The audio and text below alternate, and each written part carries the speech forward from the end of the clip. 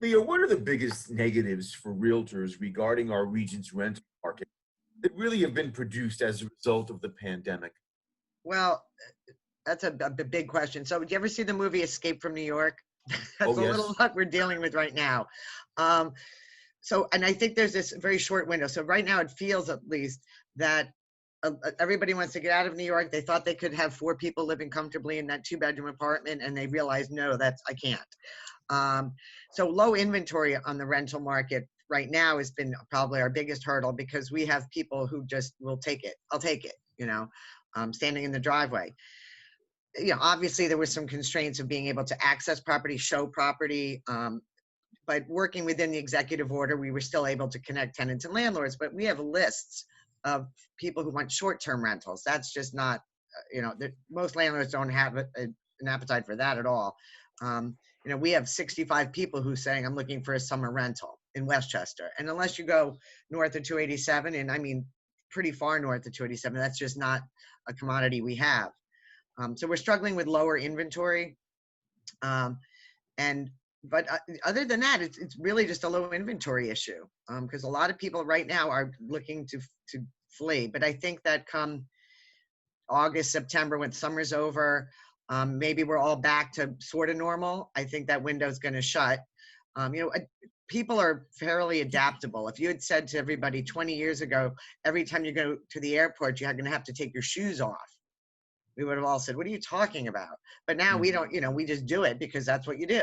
So I think some of the kind of societal implications of COVID, that once we kind of get used to them, the people who are thinking they want to flee the city are probably going to go, I can live with this. So I think we're talking like now to August. The rental market is heating up, but there's very little inventory.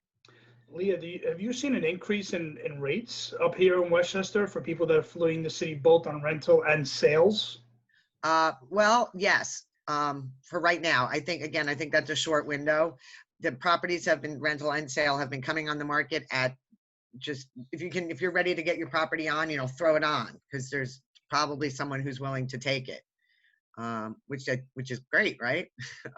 But I don't think that's got longevity because I think there will be a wake up one day when someone's like, well, wait, how much do you want? Right now, very few people are negotiating the rental prices. At least that's what our experience has been. I know Jeff later on is going to ask me, are you seeing tenants ask for properties to be disinfected and things like that? The answer, at least for me, is no. It's not been part of the negotiations, nor has it been part of the leases. Now, is there a conversation, off to the side between tenant and landlord after the fact about some disinfecting or something? Maybe. But I think tenants don't want to be a squeaky wheel. I think they don't want to be a pain in the ass because they know that if they don't take it, 10 other people will. TPA, there were many concerns about court processes that are contained in the HSTPA when the law was enacted last June. Can you describe how those processes have become negatives for owners and managers? I know that's a loaded question. There are so many court processes, but owners and managers who were always burdened by court processes with the Emergency Tenant Protection Act had those burdens increased as a result of the Housing Stability and Tenant Protection Act. Can you just review the additional burdens that have been produced as a result of the enactment of HSTPA? So I think we can break them down into 2 categories. The first category is possibly the more cumbersome, which is simply the timing issue. So basically, there are certain procedures which most of you are familiar with. You have to serve a certain notice and a certain demand on a tenant to let them know what rent they owe before you go to court. After you serve that notice, you have a certain period of time, number of days before you can bring the petition, and then you bring a petition and you have to wait a certain number of days before you go to court. After court, there's a certain number of days by which the judge can delay the eviction, and then when the marshal serves the final eviction notice, he has to give the tenant a certain number of days to get out. each moment where I just mentioned a certain number of days, the court, the HSTPA extended that time frame. So what used to be, and in the best case scenario, you might be able to get a case done from start to finish within a month if everything fell right. And in landlord-tenant court and housing court, rarely does everything fall right. Maybe you could, get a month at very, very best, and that rarely happened, especially in the cities, Yonkers, Mount Vernon, Peekskill, New Rochelle, and to a lesser extent, White Plains. And now you're talking about a minimum of an additional month, simply based on the timeframes that the HSTPA included.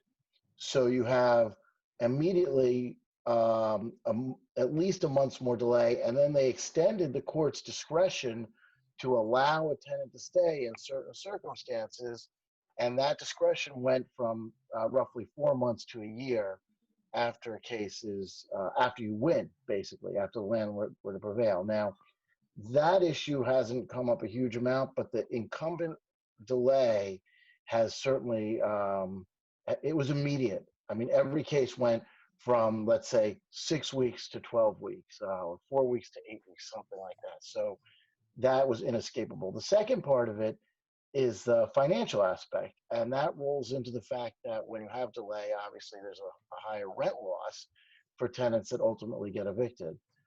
It also creates a situation where by the time you get to court and start getting a resolution, the tenant owes more money, which, putting aside whether you're going to evict them and lose more money, it makes it harder for the tenant to pay the money back and to get on a payment schedule. So the case gets delayed, the amount gets delayed, the ultimate resolution gets delayed.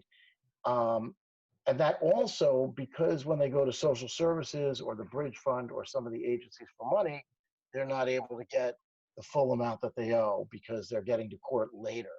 So there's a cost there. And then there's additional notice that you have to do, and there's some additional costs there. So across the board, you're seeing additional time and additional expense.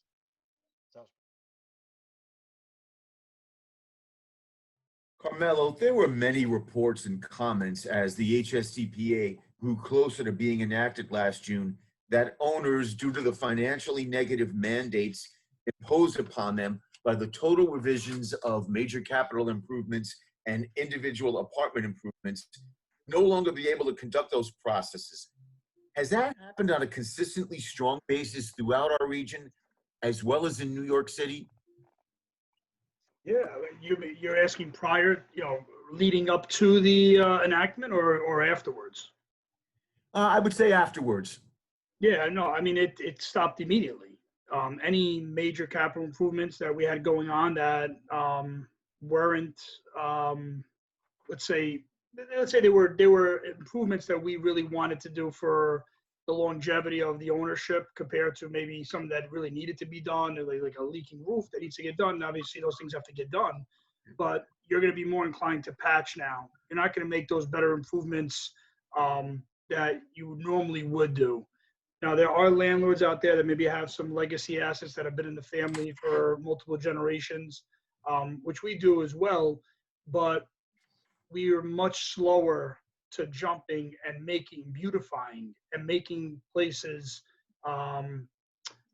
just physically more appealing, because we know that it's a losing proposition. We're working with the same cash flow we had. So if I put $20,000 into a building, I know that I'm not making that money back above what I already have into it. I also know that it's not raising the value of my property. Maybe there are investments in properties that might make it a little bit more appealing. So maybe you could sell your building a little bit faster than the next guy. But as far as increasing the value, it's not there, because when you're looking at investment property, for the most part, you're looking at it as an investment. You're looking at it as, what type of a return can I make? Should I throw money in the stock market? Should I put it in my bank account, or should I invest it in a piece of property? And to be honest, prior to last year, I would say after 2017, 18, that proposition was already less appealing than say throwing money into the market. Once they enacted that law, you had a fleet of people leaving the city. As Leah mentioned, people were leaving for residential purposes, maybe buying the 2 and 3 families, but the larger investment portfolio, it was just not worth the risk. It really wasn't. And that's obviously a reason for, because of what happened with those laws. What is your biggest concern about our region's rental market in the coming months? I really am concerned that the legislation that's being talked about that would further, now I guess it's till September that tenants can defer their rent payments and not get evicted. And I'm hearing in Manhattan, they're talking, or in New York City, talking about it until next April. That concerns me because from the landlord's point of view, I get it. How are you possibly going to maintain your property? Might more landlords then decide it's time to just get the hell out? My biggest concern, obviously with rentals, I think Westchester's in a better place than New York City because people are fleeing the city to come up to Westchester regardless. Like I mentioned, I think Southern Westchester is still a little bit more tied to the city, but I do think that it's going to be a little bit more appealing. So I think Westchester rental market's going to be okay. The thing that really concerns me is, as also not only do we manage properties, but we invest as well. And I think that one of the biggest concerns I have today is that the real estate industry, as far as apartment buildings, rent stabilized buildings, has not even reset or has played out the effects of the HSTPA. And we just got hit with COVID. So we haven't even had a correction from last year's pandemic, the landlords. Now you're on top of it. Anytime, Good point. Anytime I speak to anybody about valuation, appraisers, or landlords, or investors, banks, nobody has any idea of what to value a piece of property. I think to me that's going to be the biggest concern, because as far as the economy, if things aren't moving and things aren't selling, realtors, landlords, the taxes, how much money is the city and Westchester losing on transfer tax, So I think to me that's one of my biggest concerns, and we're going to have to wait to see how things flush out.